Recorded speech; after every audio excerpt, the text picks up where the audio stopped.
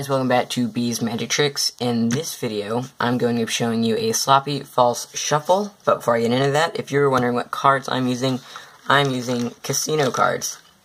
These are really cool. They spread very nicely and they handle very well. And they're really cool and I like them a lot. And anyway, if you were wondering what cards I'm using, there's your answer. And now let's get into the false shuffle. So I'm going to cut the cards in half, spread them out just like that. Try to get them in camera view here. Doesn't really matter. And then I'm just going to mush all the cards together in just a sloppy order, just cramming them in there. So there's no way I know what position the cards are in. Again, I can do this. Hopefully. Probably. Just mix and cram and shove and just like that. Boom. And then when I spread the cards out, as you can see, they're in order from ace to king, ace to king, ace to king, ace to king, ace to king. And so that's the false shuffle. I'm going to show you how to do it. It's pretty easy right now. So here is what you do.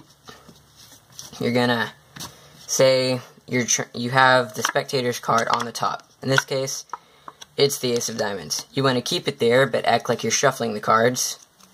Here's what you do. You're gonna put the cards on the table just like this. Cut them in half. Note where you're putting the top half of the deck. So you pick up the top half and put it right over there just like that. And you're going to put them on opposite ends so you can spread the cards out like that. This is the top half with their card. And then this is the bottom half, obviously. So when you spread out, their card's right there. You want to keep it there. I'm going to leave it face up for the tutorial. And then here's what you do to keep them all in their spot. When you push them together, you're going to take the top card of the bottom half and push it under, the bottom card of the top half. And then you're just going to mush them together like that. And then all the cards go right back to their original places, just like that. So that is essentially the trick, but there are a couple tips that will help you do this trick better.